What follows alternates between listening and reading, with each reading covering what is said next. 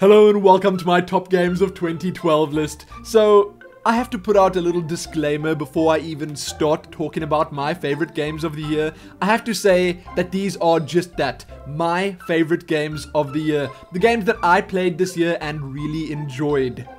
That's it. There are games that I didn't get to play, things that I feel would have ranked quite highly on the list if I had played them more than just a couple of moments. Things like Walking Dead, Journey, and probably countless others. I will have an honorable mention section at the end of the video where I'll just mention a couple of games that I either wanted to play or didn't make the top 10 because I didn't play them enough. So that's it.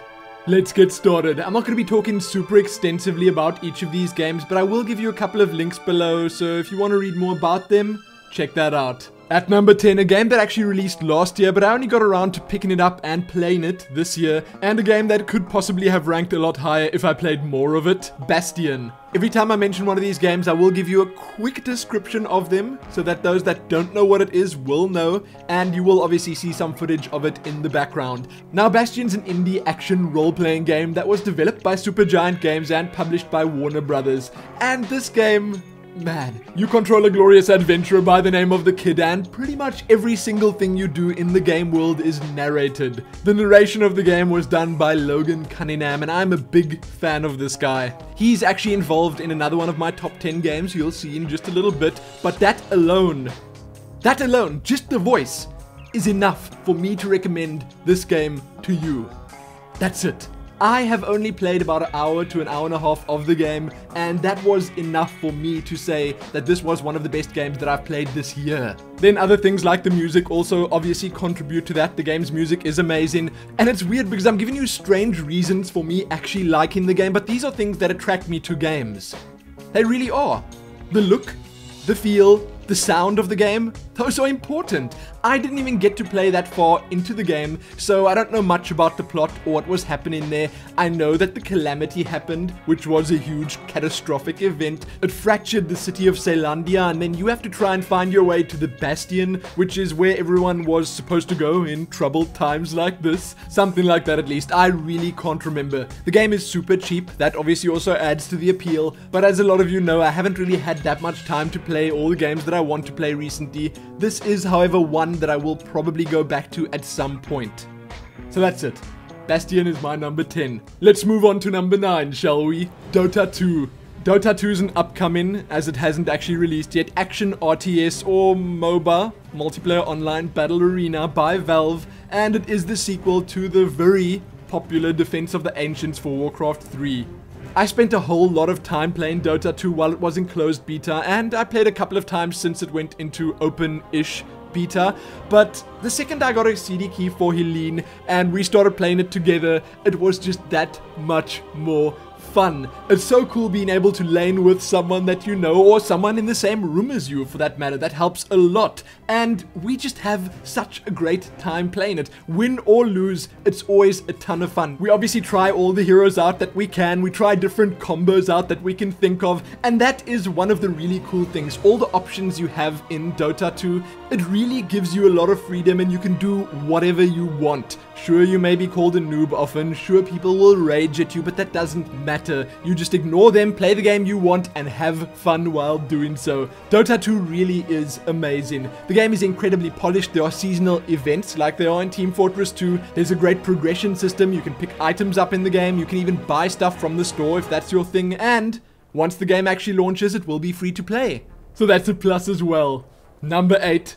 XCOM Enemy Unknown. Enemy Unknown's a turn-based tactical role-playing strategy-like game developed by Firaxis and published by 2K. I know it's a little bit crazy for me to even choose this with the limited experience I have with it. I mean, I probably haven't even seen 80% of what the game has to offer, but for some reason I'm still so attracted to it. I love every moment that I spend playing. Maybe it's just the challenge that draws me to it, because the game can be really hard if you play it on the right difficulty level. I'm always so keen to jump in to record the next episode, and the fact that I can get you guys involved is great as well. The list was an amazing addition.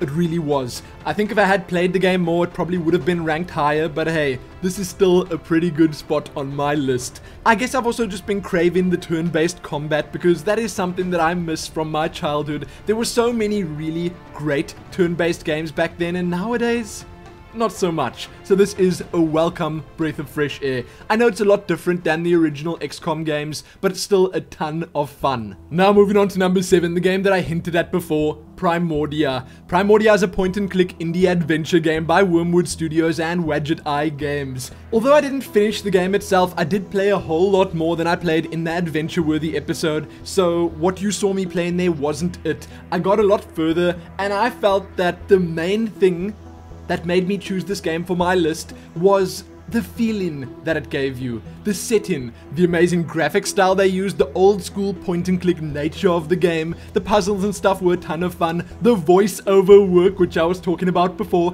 The main character is actually voiced by Logan Cunningham from Bastion, so that's great as well, and it obviously doesn't go to waste either because the main character Horatio is constantly bickering with Crispin, his robot companion, and that is super fun to listen to, or at least be part of, because the whole feel and atmosphere of the game sucks you in. You want to know what happened to the humans, you want to keep pushing on, you want to get to Metropole, the city of light, you want to see what's going to happen next, and that is the sign of a good game. Perhaps not for everyone, but definitely my number 7. At number 6, Dishonored. Dishonored's a first-person stealth action game developed by Arcane Studios and published by Bethesda Softworks.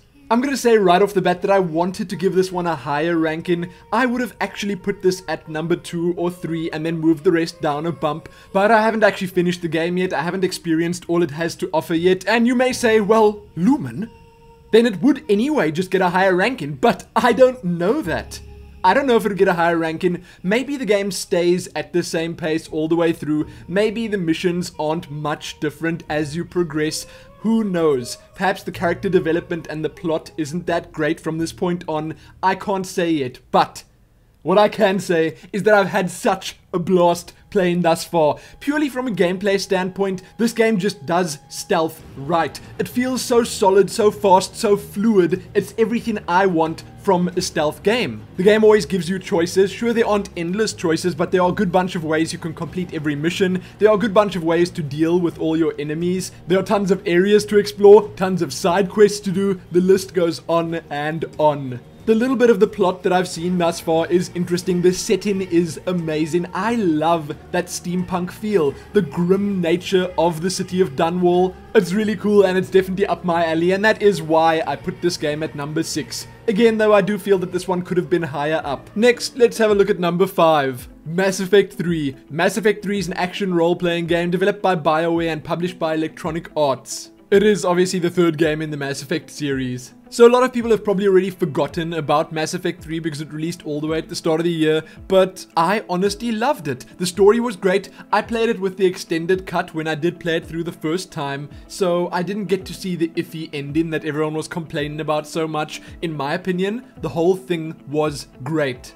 Right before I started playing Mass Effect 3, I played all the way through Mass Effect 1 and 2, so a lot of it was really fresh in my mind, and because of that, it stuck so much more. I remember every single second of the game all the way through, and I thought that it was epic. It was like watching an incredibly long and incredibly action-packed movie. Some people don't like their games to be cinematic experiences, but I do, and I think they did it amazingly well with Mass Effect 3. The gameplay, the gunplay, all of it was great. It didn't subtract from the experience at all. There were a lot of optional missions that you could do. There was a whole universe for you to explore. I liked that your choices mattered. I loved the voice acting in the game. Oh my goodness. Jennifer Hale, Femship, she is so good at what she does. She really is. The funny thing is, the saddest part of this entire game to me was that you couldn't have Jack in your squad. She was there, she was busy doing stuff, helping us save the universe, but you couldn't have her in your squad. Ah well, it just wasn't meant to be. But anyway, in my opinion, it was an epic conclusion to the series and I enjoyed it thoroughly. It's my number 5. On to number 4, a pretty big one, Diablo 3. Diablo 3 is an action role-playing game developed and published by Blizzard Entertainment. This could possibly have rated much higher on my list if they had gotten everything right from the start. This game has improved so much over the last couple of months, it's crazy. A lot of people haven't even bothered logging in again to check it out, but I'm not here to talk about that. I am giving Diablo 3 a number 4 based solely on my first playthrough of the game. That's it. That's all I'm basing this number 4 position on, and I'd say that's pretty impressive, isn't it? Yes, number 4 on Lumin's list, just because of one playthrough, and I'll tell you why. I got to play through the game from start to finish with Helene and one other good friend of mine, coincidentally a friend that had played Diablo 2 with me. We made an event out of it, we got all sorts of nice snacks and takeaways and stuff like that. It was super fun, and it felt like the good old days of gaming, how it used to be when I used to go to LANs and stuff. And the great thing is, Diablo 3 does, regardless of what some people say, feel like the previous Diablo games. The gameplay was, and probably still is, super fun. The classes are great, they really are diverse, so we had a nice mixed group of a party. The story was great to experience with 2 of my friends. It was super fun not knowing what to expect for the first time in so long. We took our time and we enjoyed every moment playing the game. Now I know the game may technically not be one of the best games of the year, but it was definitely one of the most fun experiences in my opinion. I don't care if the longevity isn't there, I don't care if the PvP is not in the game yet, that doesn't matter. That first playthrough of the game made it worth the money I spent on it. It really did. And that, my friends, is why this game is number 4 on my list. Moving up, in the number 3 spot, we've got Legend of Grimrock. Legend of Grimrock's a first-person action role-playing game from the Finnish indie developer Almost Human. This game is so old school, it hurts in the best possible way. It's difficult to play, it's unforgiving, the graphics are great, which is just a nice extra touch. It didn't even need those to be as good as it is. It's very much like Eye of the Beholder and Ultima Underworld were back in the day, and that is something I'd been looking for so long. Ultima Underworld was one of the games that I grew up with, and this was so great to experience for me, just because that was such a big part of my life back then. It was amazing getting to play a reincarnation of those classics. The plot of the game, while simple, was good enough for a game like this. It really was, and I'm not going to spend any time talking about that because the reason I have this so high on my list is solely because of the gameplay. The game played so well, I played through it from start to finish and I was challenged every step of the way. The combat was kind of fast-paced while at the same time pretty controlled. The puzzles were super intense at times. The boss fight at the end, oh my goodness, that freaked me out. But I had a lot of fun from start to finish. I enjoyed every moment playing it, as I did with most of the games on this list, but this one more so because it was something that I was really waiting for many, many years. So that's it. Legend of Grimrock took that 3rd place because it sated my craving for old school dungeon crawling.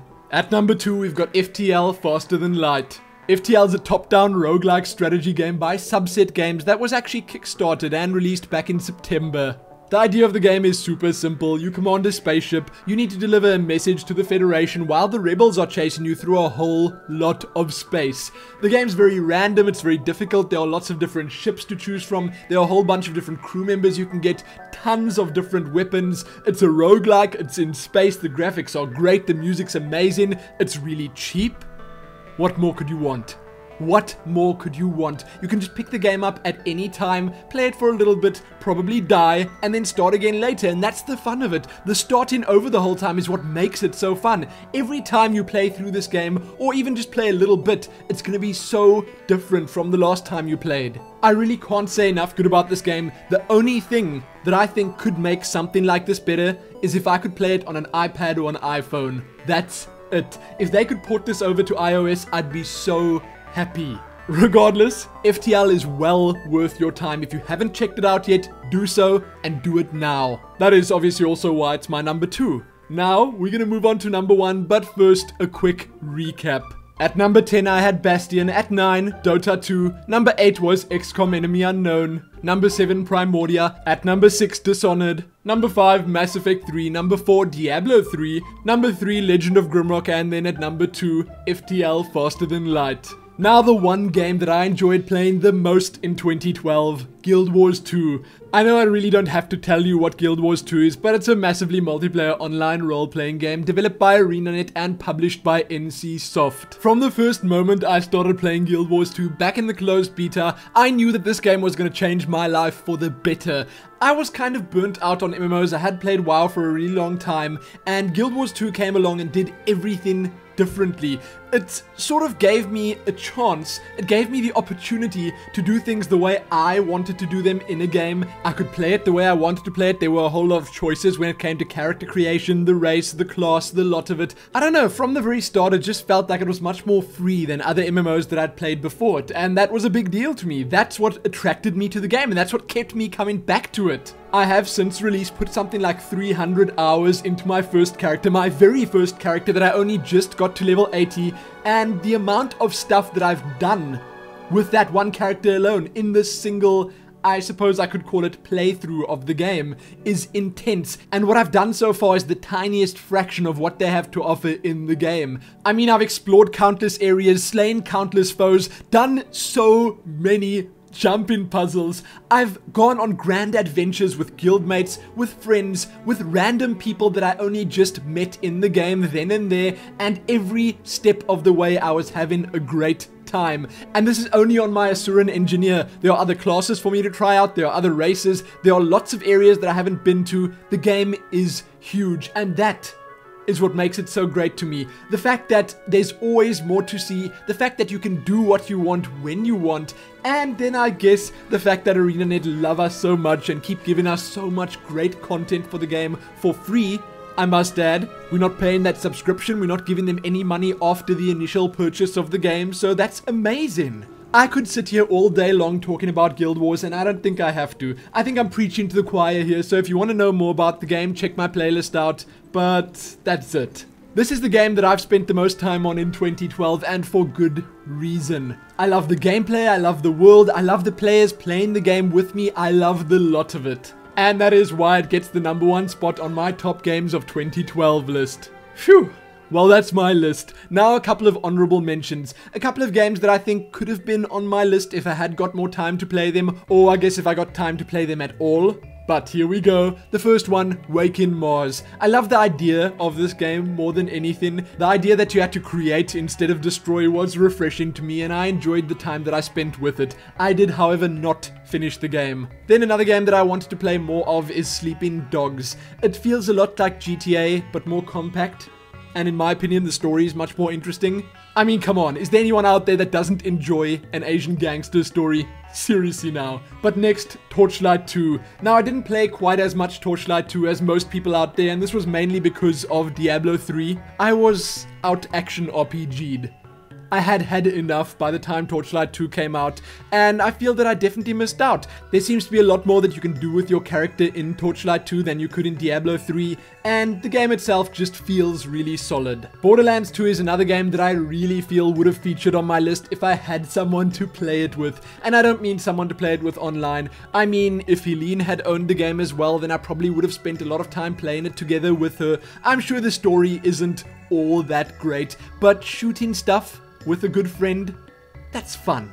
That really is fun. Who knows, maybe I'll pick the game up while it's on special on Steam for her and we'll give it a try. We'll see. Then two really quick mentions, Home and Quantum Conundrum. Home is a pretty great game with a lot of feeling, and it really does make you think. I played all the way through it and it was incredibly short. So for someone like me that doesn't have a lot of time, that's a big plus. Quantum Conundrum is like an alternate and slightly more colorful and upbeat version of Portal. You could see Kim Swift's influence on the game immediately. The puzzles were super tough. The wit and humor in the game was lots of fun. I enjoyed it. Then a couple of games that I actually missed completely. I didn't get to play these at all. Far Cry 3, Assassin's Creed 3, Black Ops 2, Mark of the Ninja, Journey, Counter-Strike Global Offensive, Walking Dead, PlanetSide 2, which I only played a little bit of, and probably a whole bunch of others. I also didn't include any iOS games in this list. The lot of those may well have featured if I had played them.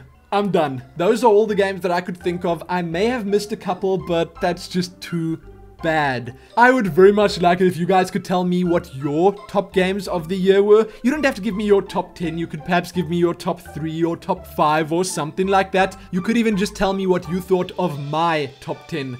And if you do, you could walk away with your very own gift. Haha! Yes! I will be doing a giveaway along with this video. All you need to do is leave a comment, any comment, as I just said, and you could win one of the very fine games on my top 10 list. The chances are I will sadly not be giving away the super expensive games on the list, but I will give some of the smaller indie titles away, which in my opinion is great. Supporting indie devs is amazing, and those games are really good. I will give as many as I can away, and I might even give some games away that aren't on my list, but that's it. In a day or two, I'll have a video up covering my most anticipated games of 2013, so you can check back here soon for that. Leave those comments for a chance to win, and most importantly, happy gaming in 2012. It was indeed a good year. Happy that.